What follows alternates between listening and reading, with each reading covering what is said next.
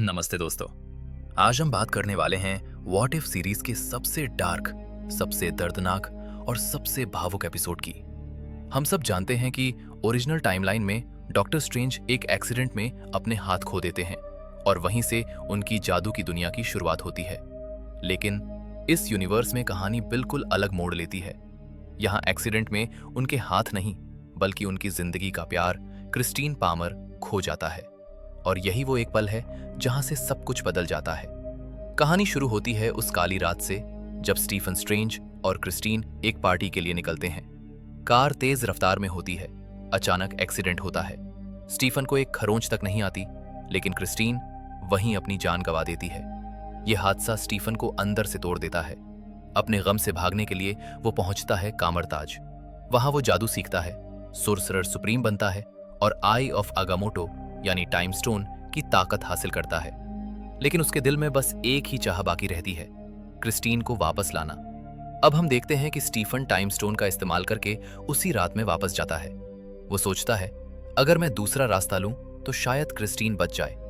लेकिन फिर एक्सीडेंट होता है और क्रिस्टीन फिर मर जाती है। वो बार बार समय में पीछे जाता है। कभी पार्टी में ही नहीं जाता, कभी गाड़ी रोक देता है, कभी रास्ता बदल देता है, लेकिन हर बार किसी न किसी तरीके से क्रिस्टीन की मौत हो ही जाती है। तभी वहां प्रकट होती हैं एंशिएंट वन। वो स्टीफन को समझाती हैं कि क्रिस्टीन की मौत इस टाइमलाइन में एक एब्सोल्यूट पॉइंट है, यानी क्रिस्टीन की मौत की वजह से ही स्टीफन ने जादू सीखा। और अगर क्रिस्टीन नहीं मरेगी तो स्टीफन कभी जादूगर नहीं बनेंगे।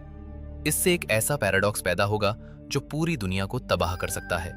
लेकिन स्टीफन मानने को तैयार नहीं होता। वो और ज्यादा ताकत की तलाश में निकल पड़ता है। अगले सीन में एंशिएंट वन आखिरी रास्ता अपनाती हैं। वो स्टीफन को दो हिस्सों में बांट देती हैं। एक है नेक्स्ट स्टीफन, जो अपनी किस्मत को स्वीकार कर लेता है, और दूसरा है ईविल स्ट्रेंज, जिसे हम स्ट्रेंज सुप्रीम कहते हैं। स्ट्रेंज सुप्रीम सदियों तक लॉस्ट लाइब्रेरी ऑफ कैलियोस्ट्रो में छिपा रहता है। अपनी ताकत बढ़ाने के लिए वो खतरनाक राक्षसों और जादुई जीवों को जिंदा निगलने लगता है। एक एक करके उनकी शक्तियां सोखता है और धीरे धीरे एक बेहद डरावना और शक्तिशाली रूप ले लेता है। अब आता है दो डॉक्टर स्ट्रेंज के बीच टकराव। स्ट्रेंज सुप्रीम नेक्स्ट स्टीफन के पास आता है ताकि उसे अपने अंदर समा सके और अपनी ताकत पूरी कर सके। दोनों के बीच एक भयानक जादुई लड़ाई होती है। नेक्स्ट स्टीफन पूरी कोशिश करता है उसे रोकने की, लेकिन स्ट्रेंज सुप्रीम अब बहुत ज्यादा शक्तिशाली हो चुका होता है। आखिरकार वो नेक्स्ट स्टीफन को हरा देता है और उसे अपने अंदर मिला लेता है। अब स्ट्रेंज सुप्रीम के पास इतनी ताकत होती है कि वो एब्सोल्यूट पॉइंट को भी तोड़ सके। वो क्रिस्टीन को जिंदा कर देता है।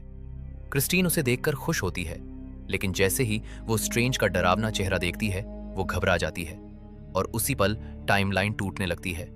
आसमान फटने लगता है। पूरी दुनिया धीरे धीरे पिघलकर खत्म होने लगती है। अब स्ट्रेंज सुप्रीम को अपनी गलती का एहसास होता है। वो वॉचर को देख सकता है और उससे गिड़गिड़ा कर कहता है, दुनिया को मत मारो, सजा सिर्फ मुझे दो। लेकिन वॉचर जवाब देता है, वो हस्तक्षेप नहीं कर सकता और स्टीफन को अपनी गलती का अंजाम खुद भुगतना होगा।